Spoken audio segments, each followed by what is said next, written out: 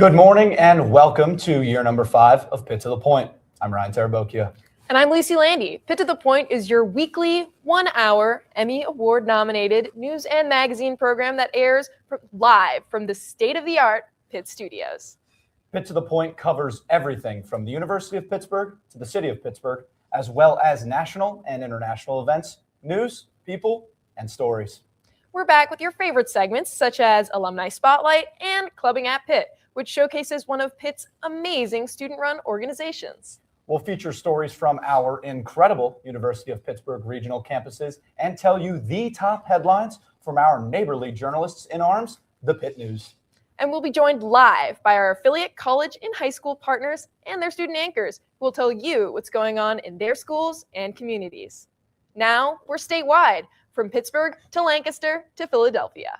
And of course, we will continue to bring you the most up-to-date news from the world of politics, sports, business and technology, medicine, and entertainment in the city of Pittsburgh and at the University of Pittsburgh. Nancy Guthrie, mother of Today Show co-anchor Savannah Guthrie, disappeared from her home in the Catalina foothills of Arizona 2 weeks ago. Authorities have been on the case since Guthrie was reported missing on February 1st. Several alleged ransom notes have been sent to news agencies, but none substantiated. Guthrie's 3 children have pleaded with the public for any information regarding their mother, as well as any sign of life from the possible kidnapper. The Guthries state their mother is fragile and in need of daily medication. Video surveillance captured a 5'9" or 10 male with an average build and an Ozark Trail hiker pack on Guthrie's front porch in the wee hours of February 1st. After releasing the footage, the FBI have still not identified a suspect or person of interest. This entire team here, those behind me, and our community are hurting with you. We really just want Mom back. Right now, we believe Nancy is still out there. Our department, the Sheriff's Department, along with all of our partners at the FBI, have been working around the clock. And we just want her home and find a way to get to the bottom of all of this, just as you do.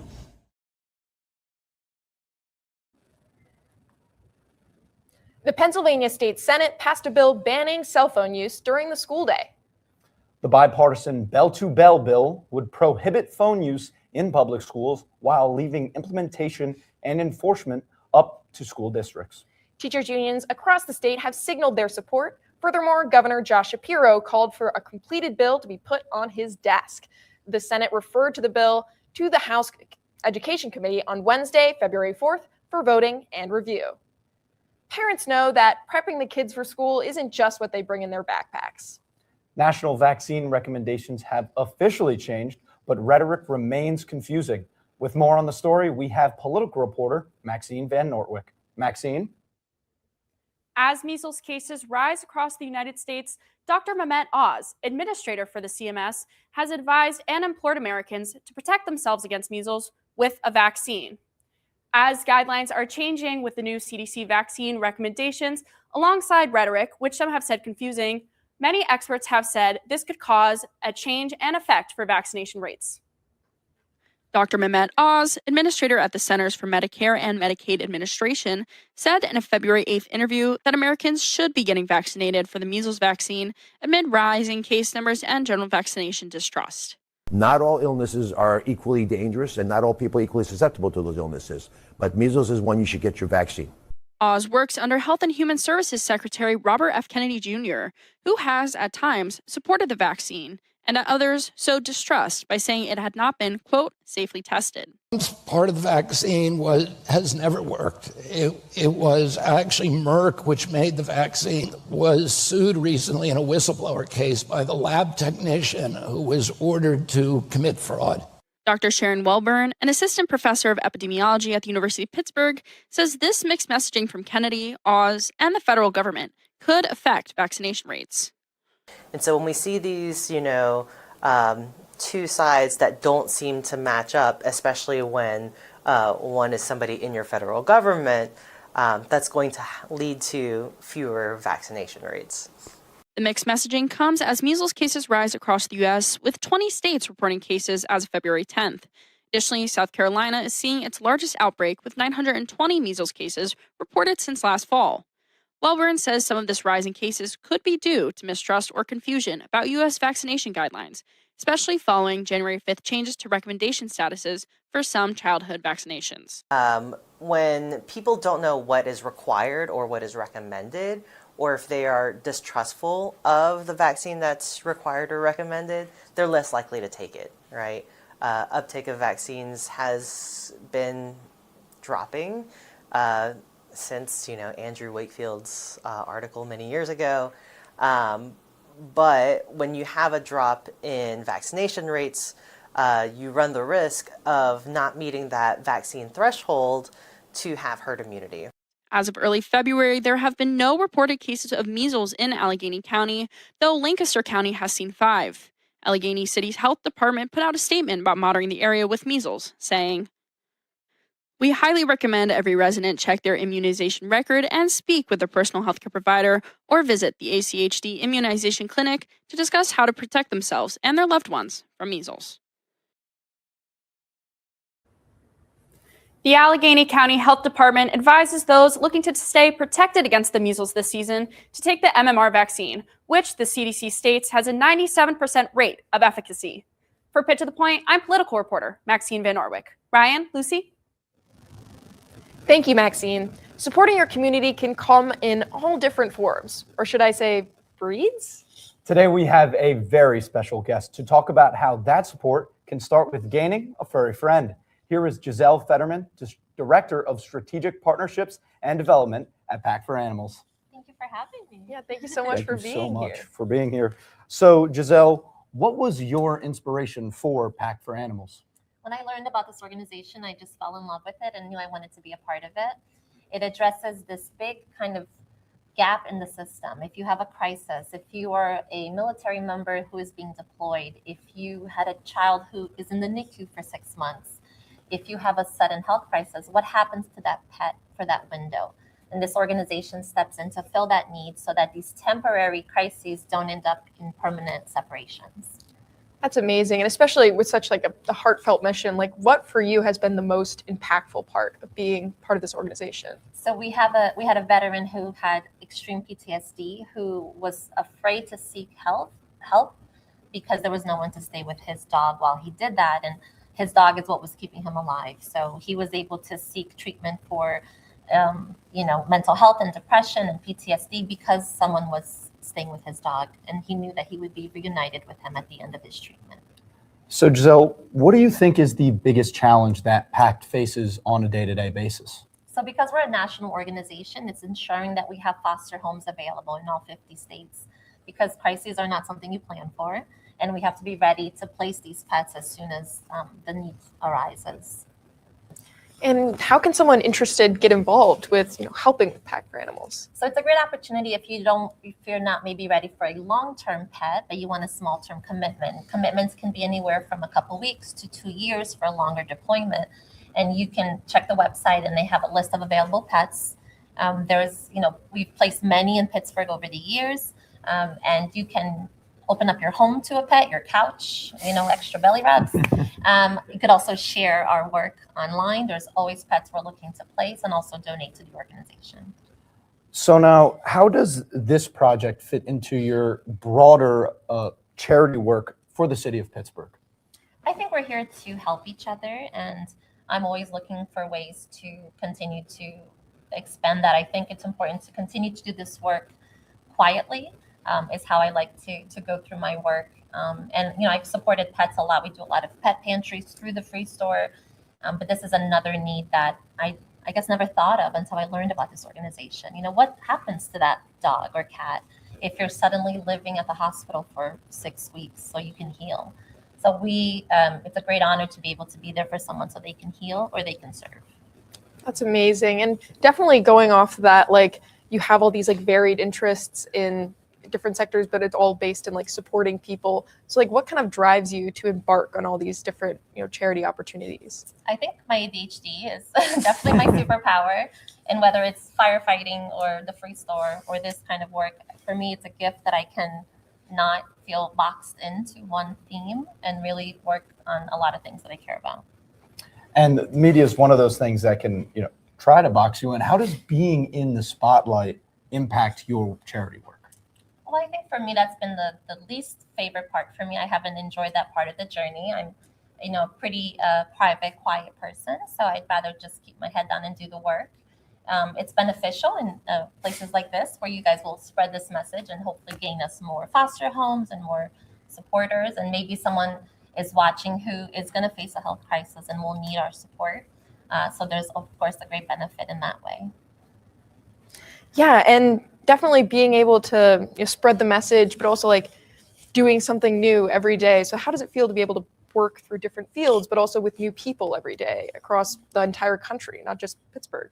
For me, it's very freeing. I would really struggle with a one role, the way my brain works and the way that I really need to be constantly doing different things. So for me, like firefighting was a really great addition to my work because every single day it's a completely different challenge.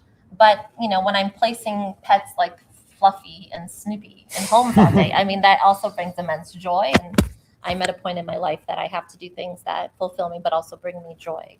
And I kind of won't budge on that. Yeah, definitely. Being able to have so much joy in your life, but also impart that on others is just a noble task, in my personal opinion. But I guess we'd be a little remiss to ask, like, how is your husband doing, just health-wise? Sure, he's great. That's great. Thank you. Yeah. That's amazing. And thank you so much for being here. Absolutely. And thank you for spending having me. You guys are amazing. Thank you so much. Thank you Gisele. so We much. always appreciate it. Our next segment is full of love, and not just in 2026. And there's more than one organization helping furry friends in the city of Pittsburgh. Learn about all this and more up next on Pitt to the Point.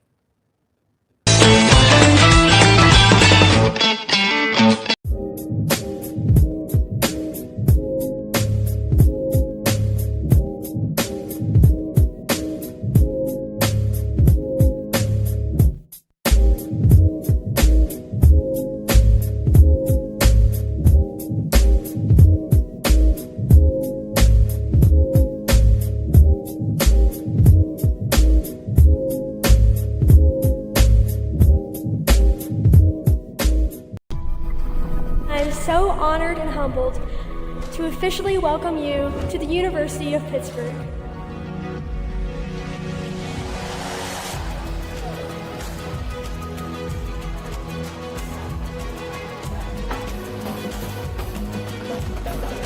Never in our 238-year history has a Pitt education been so much in demand.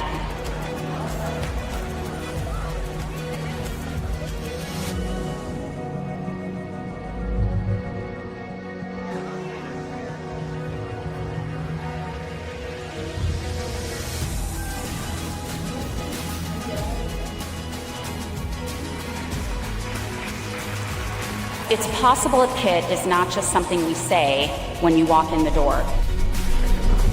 Hail to each of you, hail to possible, and hail to Pitt.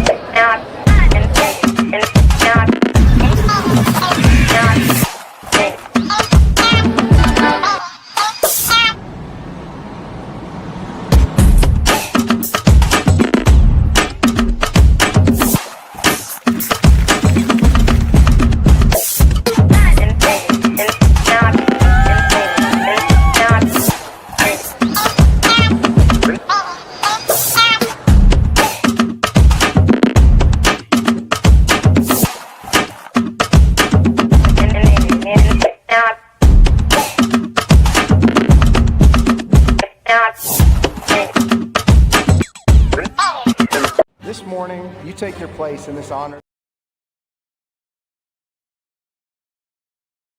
This morning, you take your place in this honored tradition. You take your place in a time of great challenge and even greater opportunity. Community comes at the cost of your comfort zone. You don't just stumble upon community in college, you create it. I hope that your journey outside of your comfort zone eventually leads you to a community that welcomes you exactly as you are. Class of 2029, whatever you're feeling.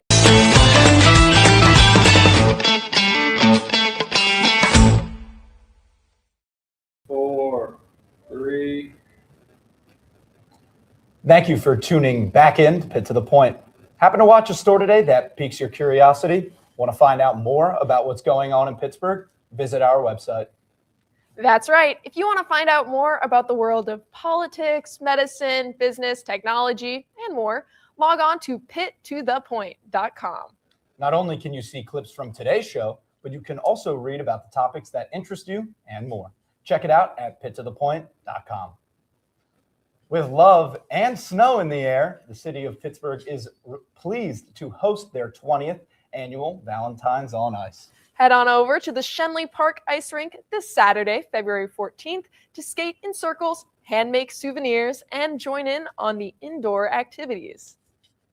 It's fun for the whole family or just you and that special someone. 3 to 5 is all ages, while 7 to 9 is 18 plus. Tickets must be bought in advance on the City of Pittsburgh's website. Attendees should make sure to bring their own skates or rent them out at the rink. Have fun and, of course, bundle up. The season of love can bring people together and opens their hearts to new people, places, and possibly pets. If you're interested in adding a new addition to your family, our City Beat reporter, Michaela Alvers, has a story for you. Michaela? Pittsburgh residents had an opportunity to meet their match this past week. The Humane Animal Rescue of Pittsburgh hosted their annual Heart to Heart adoption event. This Valentine's Day event allowed for dogs to meet with potential pet owners in hopes of finding their forever home.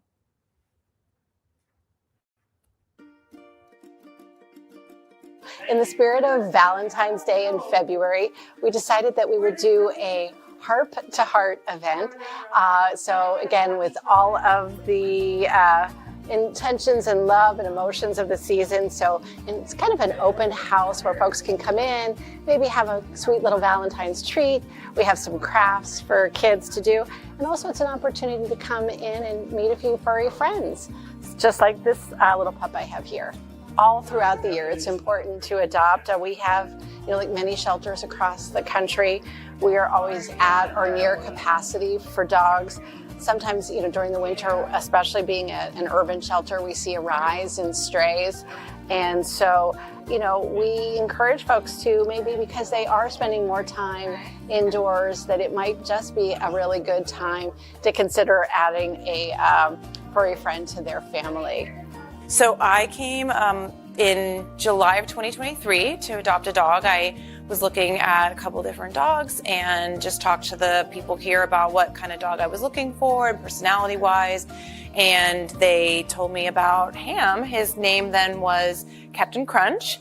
And they said, you should meet him because he seems like what you're looking for. So they brought him out and it was love at first sight. And I thought it was just such a nice idea to bring people into the shelter that might otherwise just not want to stop by on their own or make an appointment. So come to an event, it's social, you get to meet people that work here, and then, meet dogs that you see in the book, and you're like, oh, I want to go back and try to meet with them. And so I thought it was a great idea. And so my firm, Pollock Bag, sponsored the event, and Ham and I come here as ambassadors for that. Well, there are many ways folks can help us.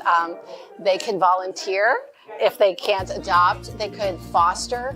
We're always in need of fosters for neonatal puppies and kittens. And obviously, folks can donate to us, whether it's financially or to our wish list. Everything from treats and dog food and beds. All of those make a difference every day and can help. We've always had sort of the last couple of years some sort of Valentine event.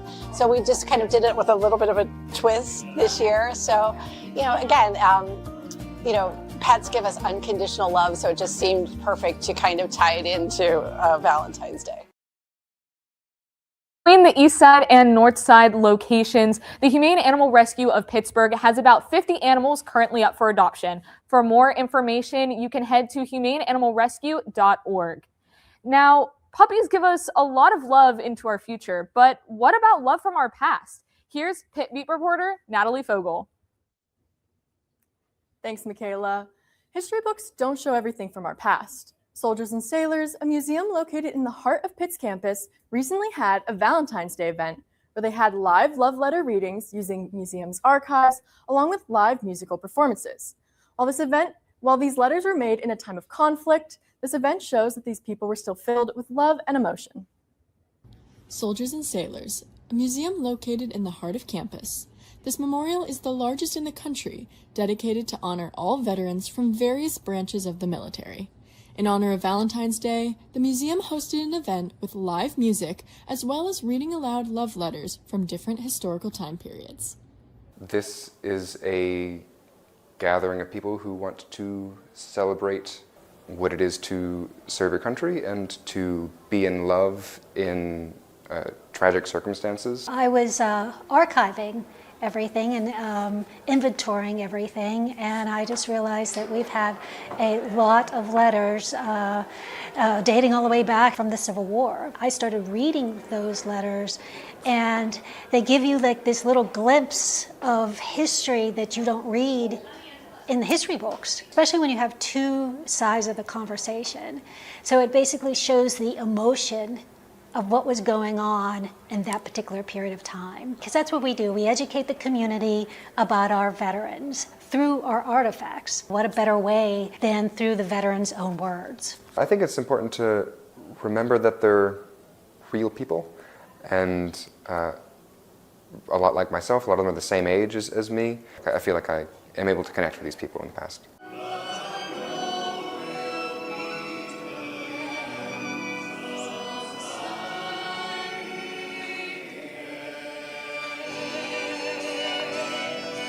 While the focus is love, there's a deeper meaning to this event for so many people. Everyone involved or simply attending can feel these emotions on a personal level. Here at the University of Pittsburgh, we have a lot of amazing opportunities for students that some don't know about, right? We have Pitt Stages, which does their seasons. We have plenty of performance clubs. But I heard about this, and it just seemed like an interesting opportunity. You know, we're doing something not only performative-wise, but we're also doing something, I think, for the community. A lot of war veterans or a lot of individuals that sometimes may not be seen all the time. Well, a few of my friends have done this the past few years, and also my grandfather fought in the Vietnam War, and I took him to a couple of events here whenever he was still alive, so I thought it was a nice way to, I guess, honor him. History is something that can be read over and over again, but the ability to feel like you're living in it is something unique to experience, especially when what you're experiencing doesn't feel much different from your everyday life. I hope that the audience takes away that people in the past aren't that different from us. Like, I don't know, I have a hard time feeling particularly connected to history and to people in history. And reading these letters, I was overcome with the feeling that they're text messages. Like, they feel like text messages. I think the fact that they're very relatable, all of the back and forth letters between the couples just seem like something that people would talk about today if they were a little bit more open and felt comfortable to do so over text, I guess. It's very interesting, though, seeing the long-winded love letters when it's so early on in the relationship of some of these couples, because the men were taken away so early when they started dating. And I wouldn't really think of people today as being that open about love, so it's nice to hear. While Soldiers and Sailors allows guests the opportunity to experience history beyond just the textbooks and understand love in its purest form. For Pitt to the Point, I'm Pitt Beat reporter Natalie Fogel. Ryan, Lucy. Now, love can take many forms. Love for your community, your friends and family, a significant other. But Pitt to the Point has a new beau that we just can't get enough of. Student journalism! The Pitt News has been the student voice on campus since 1910. So let's stay in their good books by seeing what's at the top of their headlines.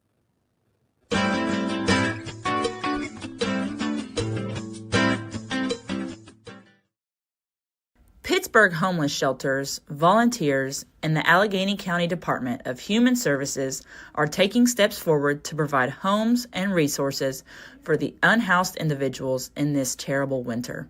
Receiving over 11 inches of snow and record-breaking low temperatures, being outside isn't good for anyone during this time. In March of 2025, over 1,000 individuals in Allegheny County were homeless. In November, as a result, Allegheny County announced their winter shelter plan. This will provide food, shelter, and many other resources for people in need. Love is in the air here in Pittsburgh. With Valentine's Day coming up, students are honoring their relationships with their friends. They call this Galentine's Day. And I would describe it as just hanging out with a group of girls that you're close friends with and just celebrating the friendship rather than a relationship that you want on Valentine's Day. She stole the words right out of my mouth. I have heard of Valentine's Day too, and yeah, just hang out with your friends, doing something fun, and yeah. Do you guys have any Galentine's Day plans this year? I do. I'm actually going to DC with a group of my girlfriends, and we're just gonna have a fun weekend together. I don't necessarily have any plans, but I plan on hanging out with some close friends. We are only halfway through the show, but we've already covered love in every sense of the word. Well, hopefully everyone will love staying tuned for our next segments. We're taking you to Oakland, downtown, and the North Shore as sports continue to run the city of Pittsburgh.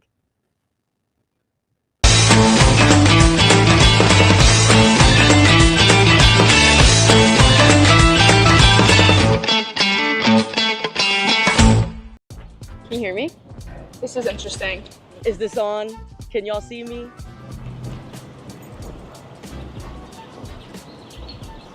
Do I just talk? Pitt basketball beating WVU in the backyard brawl. Favorite Pitt memories running out during the backyard brawl. Pitt's a beautiful place. I'm graduating in a couple weeks. I'm really sad about it. I really am so grateful for the time I've had here. My favorite Pitt memory was defending my thesis this year.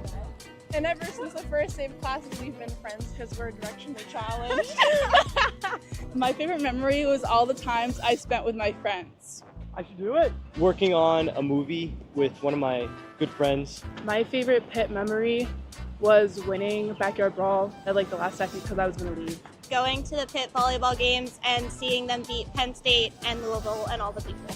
My favorite memory is the photo shoot we just had for the ballet club at Pitt. My favorite Pitt memory this year was winning the backyard brawl. H2P, baby. And I just finished my last German class and I started tearing up because after 5 years, we finally did it. So yeah, that's probably one of my favorites. It's like nice out, it's beautiful, and I'm like so happy. Bye.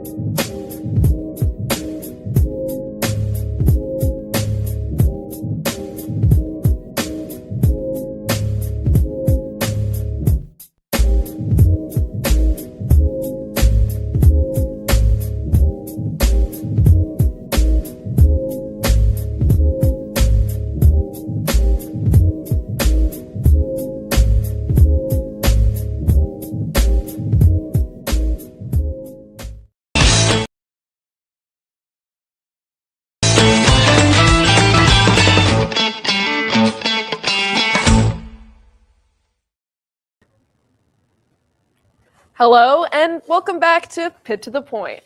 The show has flown by today, but don't fret. We will be right back with you next week at the same time, and the week after that, and the week after that. Pitt to the Point airs every Friday morning at 8 a.m. on the amazing University of Pittsburgh website, the Pitt to the Point website, and YouTube channel.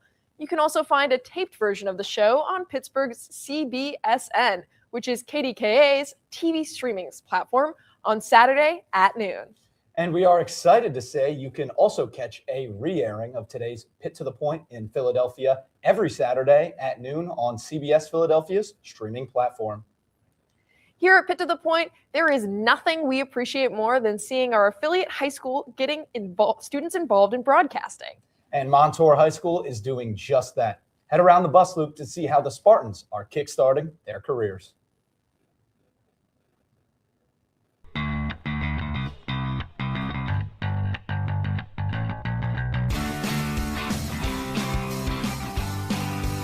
This is where the news breaks, stories matter, and your voice gets louder than your group chat. You don't need experience, you need curiosity, confidence, and maybe a little chaos. You will report, produce, edit, and own the room. Mistakes encouraged, creativity required. So grab a camera and mic, because in this class, we don't just watch the news, we make it!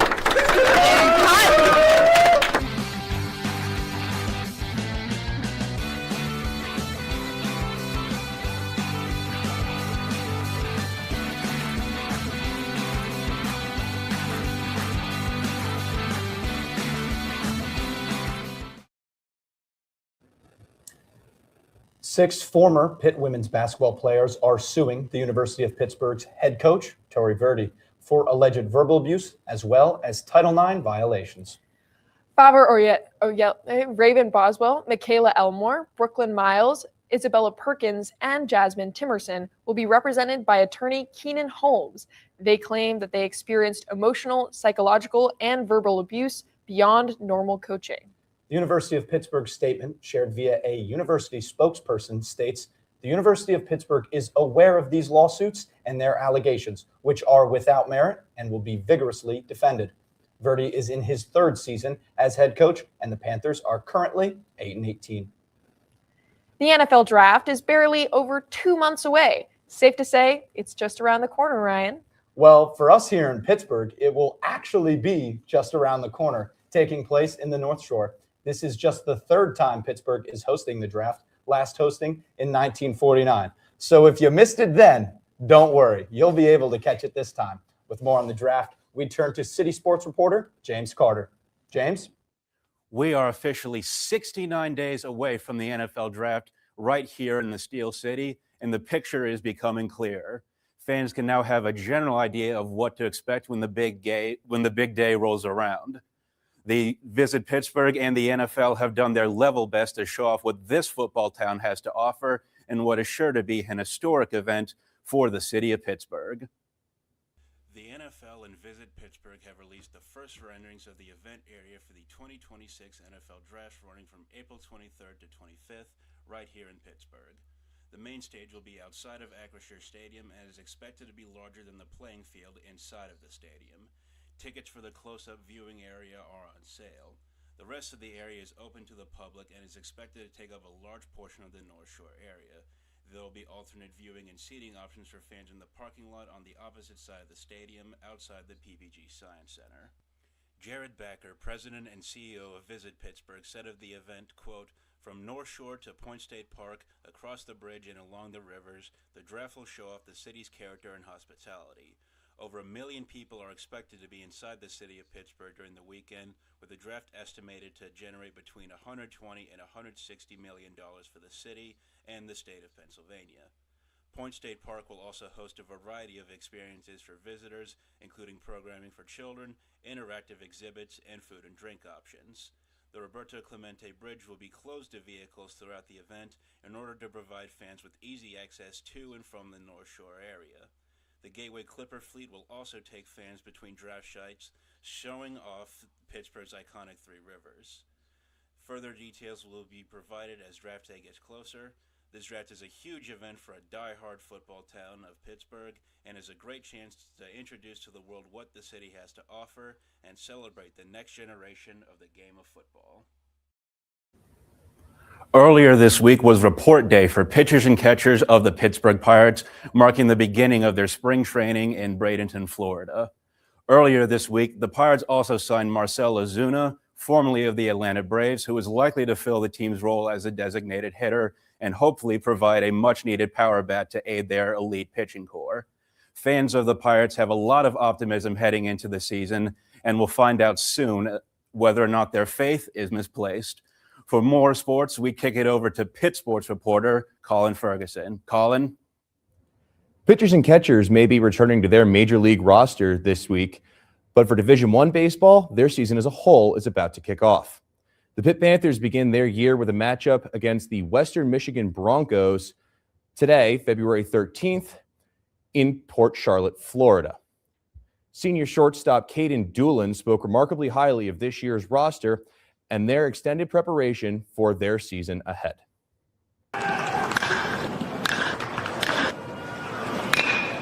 They go.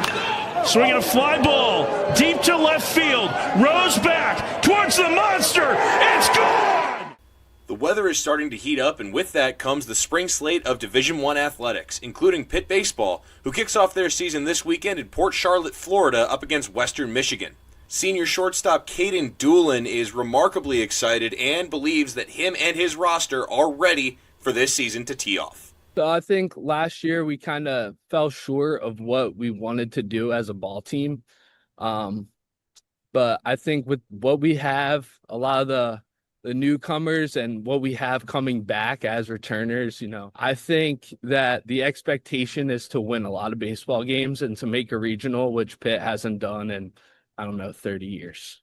Doolin spoke highly of the team's cohesion this past offseason, making a point to mention both off-the-field activities and on. We do a lot of Bible studies together with 20-plus guys. Everyone is very close and very vulnerable with each other, and we're able to talk through a lot of things. It is really cool to see, 20 returners and 20 new guys really gel as a team, and I think that's going to be the difference this year. Doolin made sure to emphasize the team's preparedness entering their first series of the season, but also made sure to point out that the entire roster is placing an emphasis on just taking it 1 week at a time. Not trying to look too forward ahead, honestly. We're trying to focus on Friday and get the win there. But we should be getting 3 wins this weekend and expect nothing less. Doolin was ranked a top 50 shortstop in the nation by D1 Baseball this preseason, and while he appreciated the accolade, he also would much rather let his play on the field do the talking.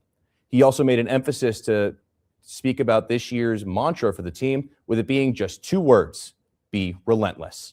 From Pitt to the Point, I'm Pitt sports reporter Colin Ferguson. Ryan, Lucy?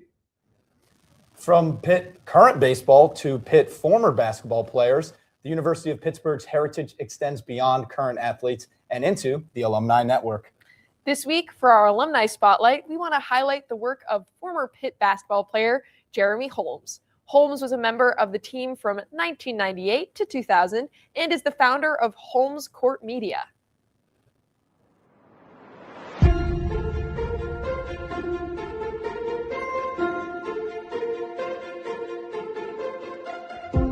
So my name is Jeremy Holmes. Graduated from Pitt in 2000. I studied social science and media communications as a scholarship athlete. Big East, Division I level. You got NBA prospects both on my team and as opponents. It's kind of a spoiled situation, right? Where everything is taken care of. You're not paying for anything. You're eating good. You're living good. The basketball was at a very high level. But, at the end of the day, it's about the people that you meet along the way. And so I probably taken more of that part of the long-term friendships and, my teammates who I now consider brothers more so than the basketball part, even though the basketball part was amazing. The exact reason why I wrote the book is Because of how difficult the transition is to the real world, I had been playing basketball all my life. That's all I knew. That transition for most of us is difficult because you've done it that way for that long. Like, you become that person who gets used to people cheering for you. When you go to work in the real world, nobody's cheering for you when you get to work. It really takes a lot of athletes a while to get adjusted because they really don't know themselves. We live in a highlight society, and so when you only see the good parts, you think that everything is good, and it's not. I probably started coaching in 2002 because I was about 23, 24 years old. Never had a desire to do it, but the kids that I was coaching didn't know what I knew. I get to teach them things that I know, and they can use it to be effective on the court. So I think my favorite thing about coaching is when the players come back and the way they respond to you, right? I saw one of my former players coaching in a youth league, and then he sent me a message back. He said, "Everything makes sense now." That moment is what you do it for. We could go on and on about the success that takes place daily here in Pittsburgh, but right after the break, we are going to take you out to Pitt Greensburg to see what's in store for their new trio program. Then we'll come right back to the city to discuss artificial intelligence and see if AI is the answer.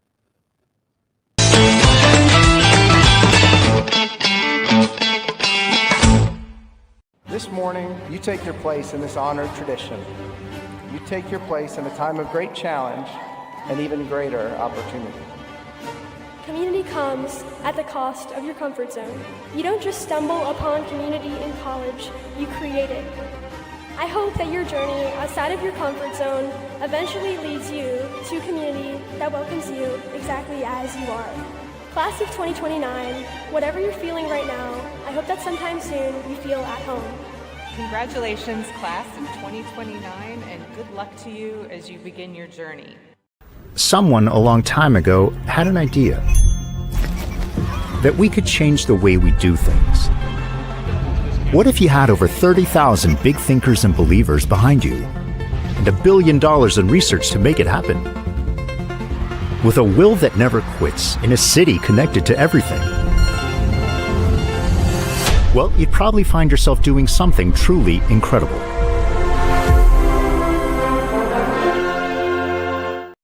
Can you hear me? This is interesting. Is this on? Can y'all see me?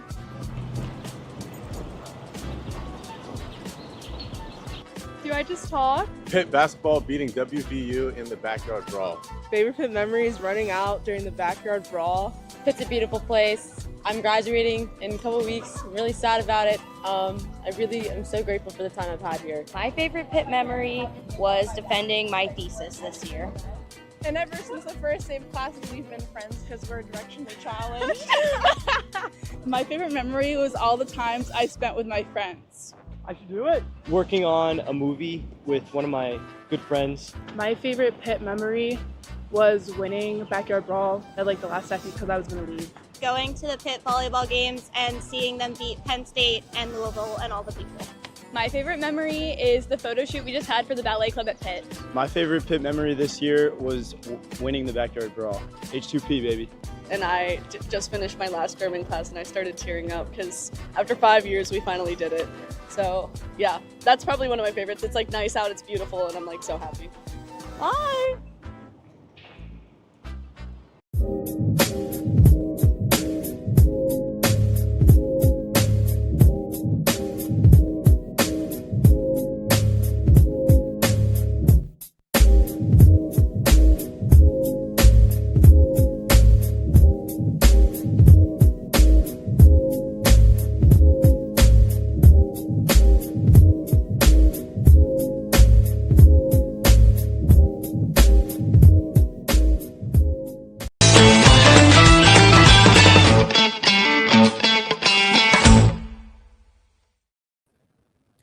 have no time to waste here in the show, too. So we are launching right over to our regional campus reporter.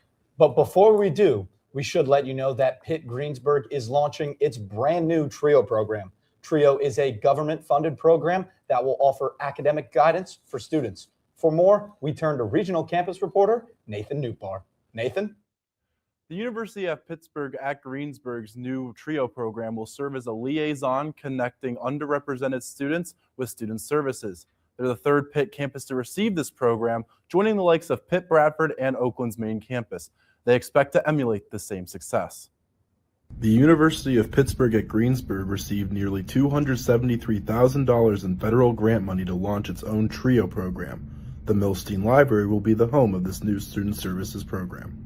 So the TRIO program is meant to service first-gen, low-income, and students with disabilities. And it's meant to just provide them and encourage them to use more services that the university has and is creating for these students to help them succeed, so we retain them across all 4 years and get them to graduate on time. We're placing it on the second floor of Milstein Library. And the reason being is that we had a few open office spaces, and also Milstein Library houses a lot of student support services already. Academic advising is held here. The Learning Resource Center is held here. The Disability Coordinator, her office is here. So we kind of felt like it was a central place that students could go and get all the support that they need, or a lot of that support.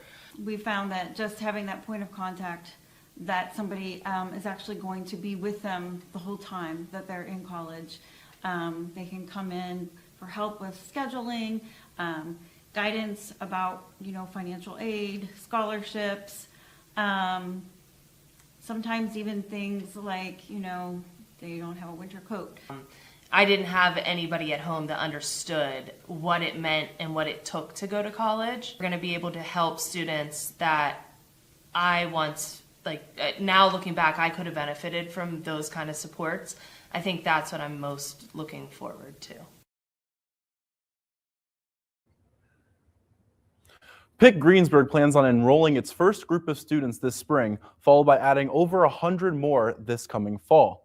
Now, while Pitt Greensburg is installing this new TRIO program, let's turn over to Farah, our business and tech reporter, who's going to tell you about how the University of Pittsburgh system overall will be implementing AI into its curriculum. For Pitt to the Point, I'm regional campus reporter Nathan Newbar. Farah? Thank you, Nathan. Claude AI, ChatGPT, and Google Gemini, the holy trinity of AI chatbots, is expecting to put faculty and students at the forefront of what is expecting it to do. At Pittsburgh, there's a growing international hub of robotics and AI, but how do we center this towards workers and their well-being? In collaboration with Anthropic and Amazon Web Services, the University of Pittsburgh this month has rolled out Claude for Education Programming, an advanced AI model that is expected to help with studying, asking open-ended questions, and offer organizational support for students and faculty. But what do students and faculty think of this expansion, and how does this serve as a testimony for Pittsburgh's evolving AI ecosystem? It's a great tool for you guys, for the students, and it's a great tool for us as both instructors and researchers. I encourage my students to use it with a very critical mindset, right? So being able to not overly rely on Claude, but for coding, it can be extremely helpful. I think it's overall a net positive thing. It's overall a good idea that they did this. I think being able to expose students to equal opportunity to use these tools, because they're going to eventually use them in the workplace, I think it's overall a good idea.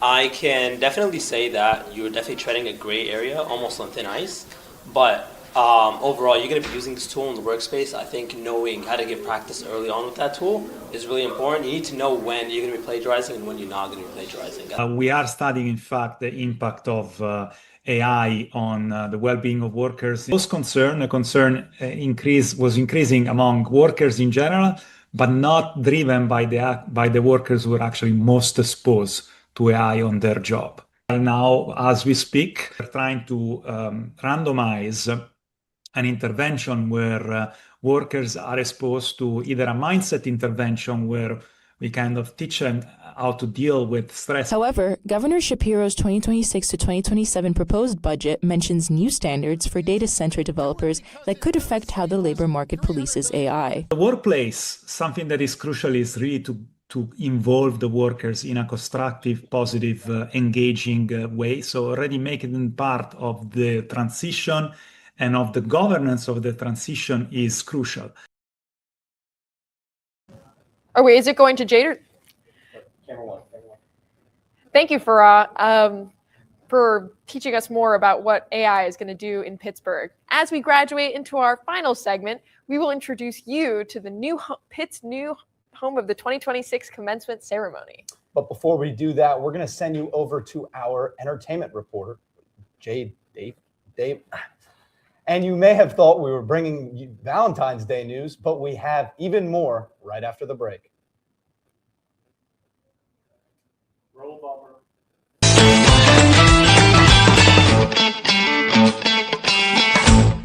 This morning, you take your place in this honored tradition. You take your place in a time of great challenge and even greater opportunity. Community comes at the cost of your comfort zone. You don't just stumble upon community in college, you create it. I hope that your journey outside of your comfort zone eventually leads you to a community that welcomes you exactly as you are. Class of 2029, whatever you're feeling right now, I hope that sometime soon you feel at home. Congratulations, class of 2029, and good luck to you as you begin your journey.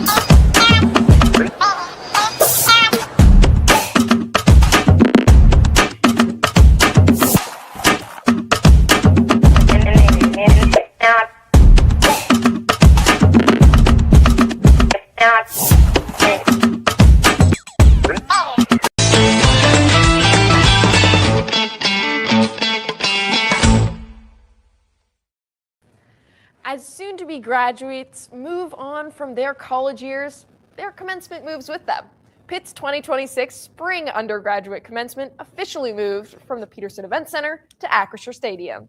This decision was made to ensure all students walking across the stage this May 3rd are allotted an appropriate number of tickets for their friends and family. Deadline to register for commencement is April 9th. So much is going on in the North Shore, I'm definitely going to get tired. I may even get lost. Well, don't worry, because if you roam around the city, you may just find the fuel you need at this new mobile coffee shop. Let's wheel you over to our entertainment reporter, Jade Davis. Jade?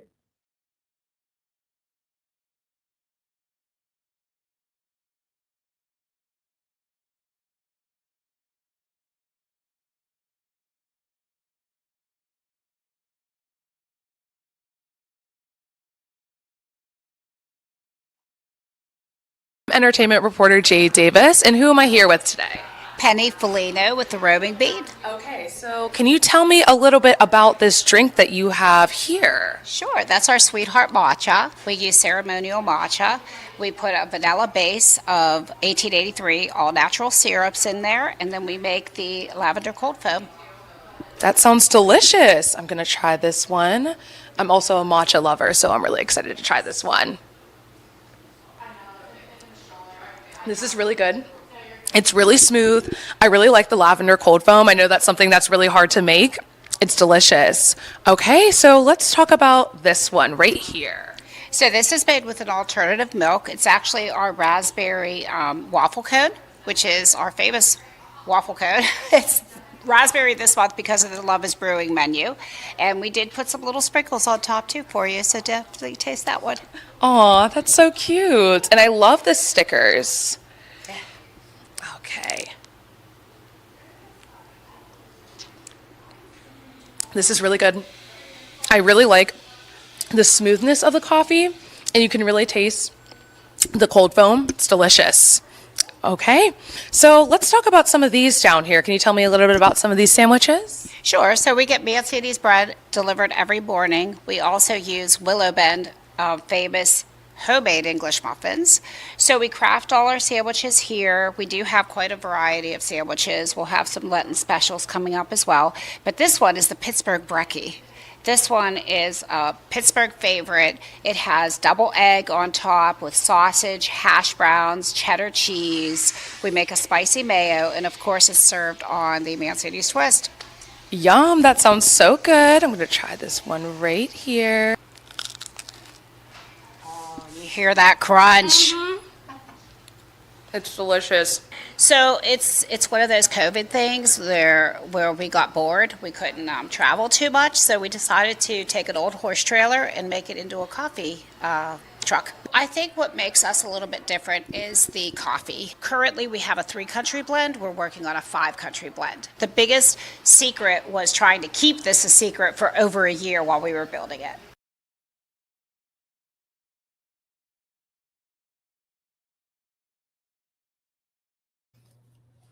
Because of the success of Roaming Bean, they have been officially asked to be a part of the NFL's coffee and partnership for the 2026 NFL. From Pitt to the Point, I'm Jade Davis. Ryan, Lucy. Thank you, Jade. Well, this show has been high-key amazing so far, so Barra, don't go anywhere, as next we have one of our favorite segments. This week, Clubbing at Pitt will show you what the trill has been all around campus as the Heinz Chapel Choir gifts their voices for Valentine's Day. HCC is a mixed a cappella choir. We meet Tuesdays and Thursdays from 4 to 5:50. We're faculty directed. I'm Patrick. I'm the president of the choir. We have existed since 1938. We were founded in conjunction with the Heinz Chapel itself. We perform mainly in the Heinz Chapel, but we also perform across the country. We've done multiple domestic tours before, and then we also have done lots of international tours, and we're doing an international tour this year. Our tour is to Estonia and Latvia, so we're singing a lot of music that is in Estonian or Latvian and has like a lot of history to those countries. And then we program by set, so our director, Dr. Rice, will kind of have an overall theme for whatever concert series we're doing, and then she'll break it down kind of into 3 groups, and then like each of those groups will have a title and they'll have kind of like a theme too. So right now we're here in the Tower's lobby tabling for Singing Valentines. Singing Valentines is a really fun event. It takes place the Friday that's closest to Valentine's Day. We take orders for phone calls and for in-person Valentines. So basically we will call someone, sing a short little Valentine song for them, give them a personalized message, or we will meet them in person on Pitt's campus and also sing them the same song and give them a fun message. Typically we set records each year for how many people we get. 2 years ago, I believe it was around 180, and that's including both in-person and phone calls. And then last year, I believe it was around 230, and that's including both in-person and phone calls. I really enjoy getting to table with everyone in HCC, getting to kind of see who's walking through Towers lobby and kind of persuade them to buy a Valentine. And then of course the day of, it's always kind of hectic when you're calling so many people and sending so many people out to sing the in-person Valentines, but it's always really sweet when we sing to someone's mom or grandmom or someone who's maybe a bit older and it kind of hits them a bit deeper, and you get to kind of see how different people react to it, and it seems kind of like fun and trivial on the surface, but I think it can be really meaningful for some people. Well, you know, Ryan, Valentine's Day is in my top 2 favorite holidays, and so I really haven't gotten enough hearts or flowers or like teddy bears with sincere cards. What do you think about this beautiful day tomorrow? I'm not the biggest fan of Valentine's Day, but I always think it's amazing to show some love to your family and your friends. And Pitt to the Point, because show 2 is officially in the books. We had a blast bringing you news from all across the country. The city and University of Pittsburgh has so much to offer. And trust me, the news isn't going to stop anytime soon. Make sure to tune in next week at 8 a.m. for even more news on sports, entertainment, business, tech, politics, university news, city news, and possibly more guests. The city is finally beginning to defrost, so make sure not to take the warmth for granted. Have a happy Valentine's Day, and watch out for Cupid's arrow, despite his questionable aim while pointed at me. I'm Ryan Tarabokia. And I'm Lucy Landy. We'll see you next week on Pitt to the Point.